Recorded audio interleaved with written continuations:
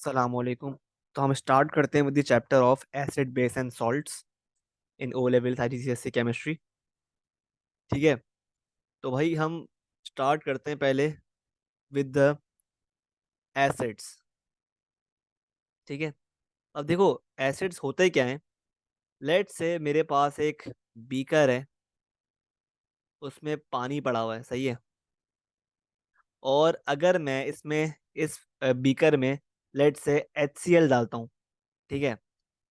तो ये HCl क्योंकि एक एसिड है, तो ये क्या करेगा, इस पानी में जाकर ये H+ आयन और Cl नेगेटिव आयंस गिव करेगा, सही है। तो इस H+ आयंस की वजह से ये जो मीडियम होगा ना, ये बन जाएगा, इसको हम बोलेंगे एसिडिक मीडियम। क्यों एसिडिक क्यों बना ये? सिर्फ और सिर्फ इन H+ आयंस की वजह से। ठीक है। और ये आए कहां से? ये HCl से आए। ठीक है। तो HCl जब भी एक एसिड है, तो क्या होता है एसिड? एसिड बेसिकली वो सब्सटेंसेस होते हैं जो कि जब हम ऐड करते हैं वाटर में, दे फॉर्म H+ आयंस। ठीक है। तो लिखो अपने पास, when acids are added to water they form positively charged ions.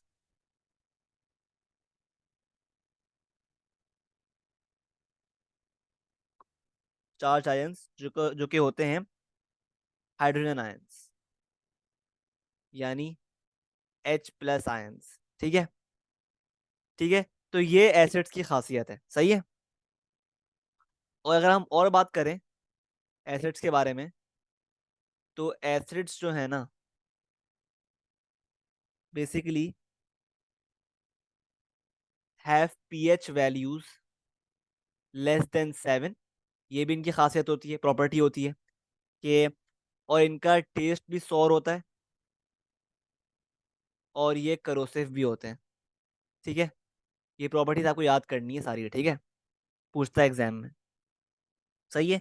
और एसिड्स की जो एक अच्छी बात, खास बात ये होती है, खास रिएक्शन होता है, वो क्या होता है कि जब भी आप किसी एसिड को बेस के साथ रिएक्ट करवाते हो, तो जो प्रोडक्ट्स फॉर्म होती है ना, वो क्या होती हैं? Salt plus water. ठीक है। तो इसका मतलब क्या है कि एसिड की एक और प्रॉपर्टी आ गई हमारे सामने, कि एसिड ना, एसिड बेसिकली एक बेस को न्यूट्रलाइज करता है, मतलब उसको, उससे सॉल्ट एंड वाटर बना देता है। इस रिएक्शन को हम बोलते हैं न्यूट्रलाइजेशन रिएक्शन। ठीक है। तो आप खुद चेक करो, एसिड के पीएच क्या होता है? <<7। और बेस की पीएच क्या होती है? <<7। और सॉल्ट की पीएच क्या होती है? =7।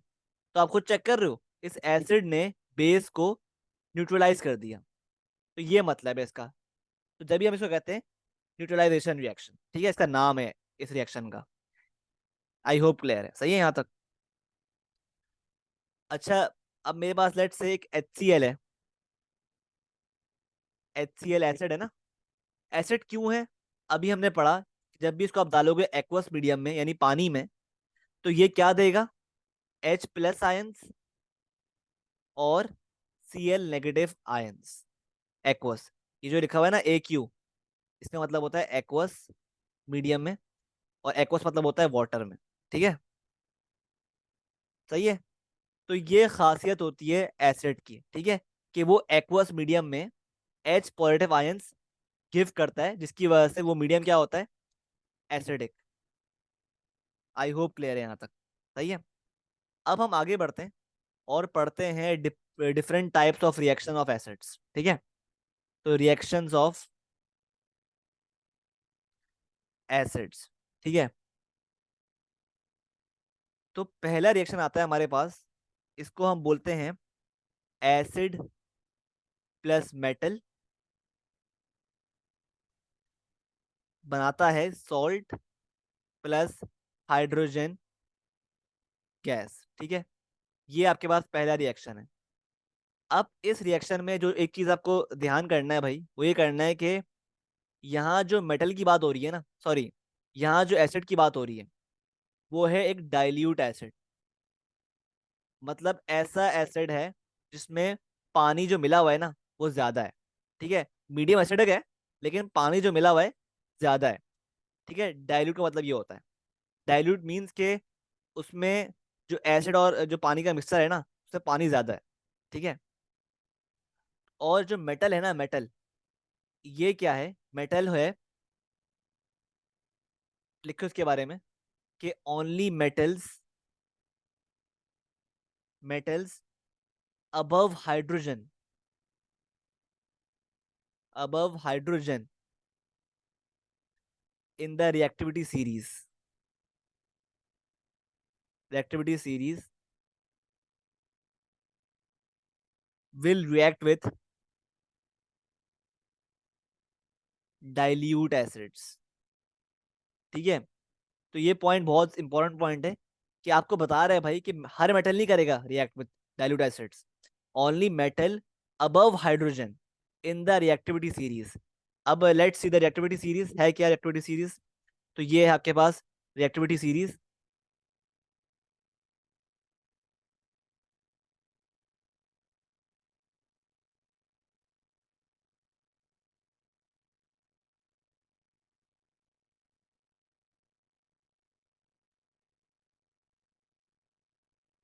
ठीक है, तो आपके पास ये रही रिएक्टिविटी सीरीज, सही है, और ये रहा आपके पास हाइड्रोजन। अब कह रहे हैं हाइड्रोजन से जितने भी अपर मेटल्स है ना, ये सारे, इन मेटल्स की बात हो रही है, तो ये सब वो मेटल्स हैं that will react with dilute acids to form salt and plus hydrogen gas. ठीक है, इन मेटल्स की बात हो रही है, सही है। ठीक है, आगे बढ़ते हैं। अच्छा, अब कुछ एग्जांपल्स की बात कर लेते हैं। तो लेट्स से मेरे पास एक एक एसिड है, HCl, यानी हाइड्रोक्लोरिक एसिड, इसको बोलते हैं हाइड्रोक्लोरिक एसिड, सही है। तो जब मेरे पास ये HCl रिएक्ट करेगा with metal, let's say magnesium, तो ये क्या फॉर्म करेगा, ऑब्वियसली ये सॉल्ट फॉर्म करेगा, जो कि होगा मेरे पास MgCl, MgCl2। ठीक है, प्लस हाइड्रोजन गैस H2, सही है। तो HCl plus magnesium is equal to MgCl2 plus hydrogen, सही है। तो ये आपके पास है इक्वेशन। ठीक है, अब देखो, ये जो सॉल्ट बन रहा है ना, ये है एसिड आपके पास प्लस मेटल, और ये है आपके पास क्या बन रहा है, सॉल्ट, और ये है हाइड्रोजन गैस, सही है। अब देखो ये सॉल्ट जो बन रहा है ना, इसका नाम क्या है, इसका नाम ऑब्वियसली आएगा फ्रॉम दिस एनायन। ठीक है, जो इस एसिड का एनायन होगा ना, अब देखो HCl है ना, इसमें ये कैटायन है और ये एनायन है, सही है। तो इस एनायन पर ही सॉल्ट का नाम आएगा। लेट्स सी कैसे। तो ये कौन सा एनायन है, क्लोराइड एनायन, सही है। तो जब भी इस सॉल्ट का नाम क्या होगा, मैग्नीशियम क्लोराइड, सही है। तो चेक कर रहे हो कि जो ये जो नाम है ना सॉल्ट का, ये एनायन ऑफ द एसिड पर बेस्ड है, सही है। तो इस तरह हम नेम करते हैं सॉल्ट को। आई होप क्लियर है। ठीक है, और अगर आपको लेट से ये सॉल्ट का फॉर्मूला नहीं बनाना आ रहा, तो आप किस तरह बनाओगे। तो अब देखो भाई, ये हमारे पास मैग्नीशियम है और ये है क्लोराइड आयन, सही है। अब हमें पता है भाई कि मैग्नीशियम का जो चार्ज होता है क्या होता है, 2+, और क्लोरीन का क्लोराइड आयन का चार्ज क्या होता है, नेगेटिव, मतलब 1 नेगेटिव, सही है ऑब्वियसली। तो अब हम क्या करते हैं, फॉर्मूला बनाने के लिए ऑफ द सॉल्ट, हम ना इन चार्जेस के कोफिशिएंट्स को क्रॉस मल्टीप्लाई कर देंगे इस तरह। मतलब इसका कोफिशिएंट आ जाएगा मैग्नीशियम के नीचे, और मैग्नीशियम का कोफिशिएंट जो है 2 आ जाएगा क्लोरीन के नीचे, क्लोराइड के नीचे, तो ये बन जाएगा Mg1 और Cl2, मतलब MgCl2। जब भी हमारे पास ये फॉर्मूला बना है, ठीक है। तो इस तरह बेसिकली हम फॉर्म करते हैं फॉर्मूलाज, ठीक है, इन एन इक्वेजन। अब इसको हम बैलेंस करते हैं, इस इक्वेशन को। किस तरह करोगे बैलेंस? पहले हम करेंगे बैलेंस मैग्नीशियम को। तो हमारे पास यहाँ पर एक मैग्नीशियम है, यहाँ पर भी एक मैग्नीशियम है, सही है। यहाँ पे Cl, अब करेंगे Cl को, तो Cl यहाँ पर दो हैं और यहाँ पर एक है, तो हमने यहाँ पे 2 ऐड कर दिया, ठीक है। अब ऑटोमेटिकली हमारे पास हाइड्रोजन भी ना बैलेंस हो गया, यहाँ पर 2 है, यहाँ पर भी 2 है, ठीक है। तो इस तरह हमारे पास एक बैलेंस्ड इक्वेशन फॉर्म हो गई है, सही है। आई होप क्लियर है यहाँ तक। आगे मूव करते हैं। Let's see some more examples regarding this equation. Let's say मेरे पास एक एसिड है, सल्फ्यूरिक एसिड। नाम सुना होगा आपने इसका। ये होता है H2SO4, ठीक है। तो अगेन, अगर मैं इस एसिड को रिएक्ट करवाऊं विथ मैग्नीशियम मेटल, तो क्या बनेगा? सॉल्ट क्या बनेगा? सॉल्ट ऑब्वियसली इससे बनेगा ना, मैग्नीशियम सल्फेट बनेगा, ये तो पता है हमें। लेकिन उसका फॉर्मूला क्या होगा?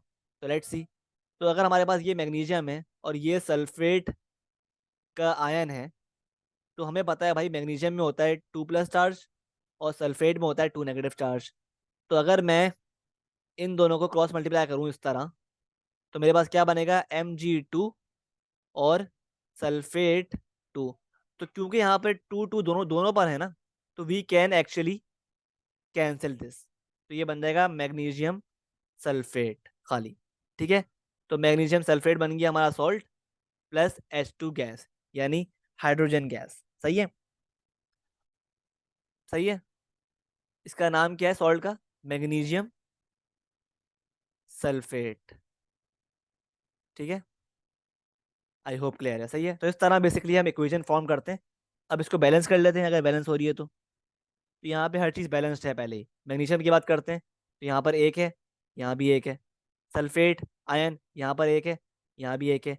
और H2 है, यहाँ भी H2 है, सही है। तो ये ऑटोमेटिकली पहले से ही बैलेंस्ड है, सही है।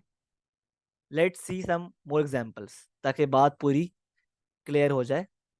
लेट्स से मेरे पास एक एसिड है, इसको हम बोलते हैं नाइट्रिक एसिड।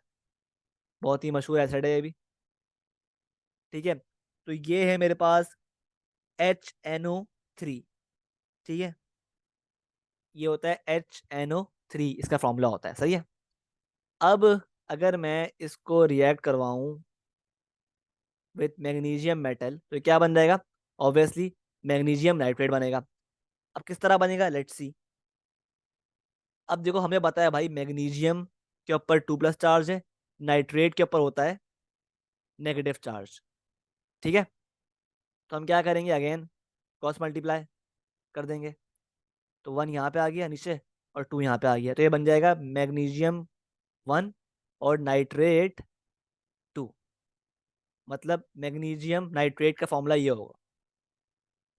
ये आपके पास आ गया मैग्नीशियम नाइट्रेट का फॉर्मूला, ठीक है, plus hydrogen gas. I hope clear है, सही है। अब इसको बैलेंस कर लेते हैं। बैलेंस करते हैं। मैग्नीशियम यहाँ पर एक है, यहाँ भी एक है, सही है। नाइट्रेट यहाँ पर 2 हैं, यहाँ पर एक है, तो इस पर 2 लगा दिया हमने। और यहाँ पर H2 है, यहाँ भी H2 है। तो अगेन हमारे पास एक बैलेंस्ड इक्वेशन फॉर्म हो गई, ठीक है। क्लियर है, सही है। आई होप क्लियर है।